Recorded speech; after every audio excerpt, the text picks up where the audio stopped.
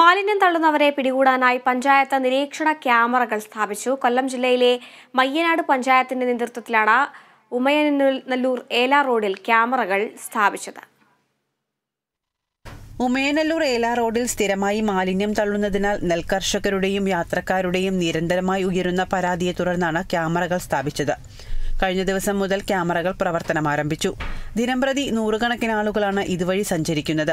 മാലിന്യം തള്ളുന്നതോടെ ഉണ്ടാകുന്ന ദുർഗന്ധം മൂലം വഴിയാത്രക്കാർക്ക് സഞ്ചരിക്കാൻ കഴിയാത്ത അവസ്ഥയും എലികളുടെയും പാമ്പിന്റെയും ശല്യം വർദ്ധിച്ചതായും നാട്ടുകാർ പറയുന്നു. എലി വരുന്നത് കാരണം പാമ്പിന്റെ ശല്യം. നമ്മൾ തന്നെ 2-3 പേര് ഇവിടെ നിന്ന് പോയി പാമ്പുകളെ ഒരുപാട് അടിച്ചു വന്നിട്ടുണ്ട്, പിടിച്ച് ആൾക്കാരെ ഏൽപ്പിച്ചിട്ടുണ്ട്, പിടിക്കുന്ന പാമ്പ് പിടുത്തക്കാരെ പിടിച്ച് ഏൽപ്പിച്ചിട്ടുണ്ട്. ആട്ടോക്കാർക്ക് തന്നെ അറിയാം, എപ്പോഴും പോകുന്നവർ ആറ്റം സഹിച്ച് ഓട്ടം തന്നെ പോകാൻ ബുദ്ധിമുട്ടാണ്. ഒഴിഞ്ഞ പ്രദേശമായതിനാൽ രാത്രികാലങ്ങളിൽ ഇവിടെ എത്തുന്ന അപരിചിതരായ ചെറുപ്പക്കാർ ലഹരി ഉപയോഗിക്കുന്നതായും നാട്ടുകാർ പറയുന്നു. രാത്രികാലങ്ങളിൽ വളരെ വ്യക്തമായി ചിത്രങ്ങൾ പതിക്കാൻ കഴിയുന്ന തരത്തിലുള്ള ക്യാമറകളാണ് സ്ഥാപിച്ചിട്ടുള്ളത്. ഇതിൽ നല്ലൊരു വിഭാഗം ലഹരി ഉപയോഗിക്കുന്നതായിട്ട് കാണുന്നു.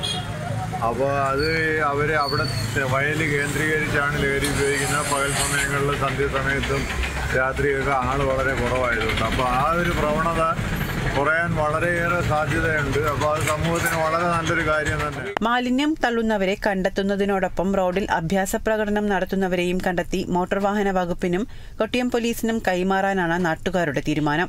കുറ്റം ചെയ്യുന്നവർക്കെതിരെ പഞ്ചായത്തും നടപടി സ്വീകരിക്കും.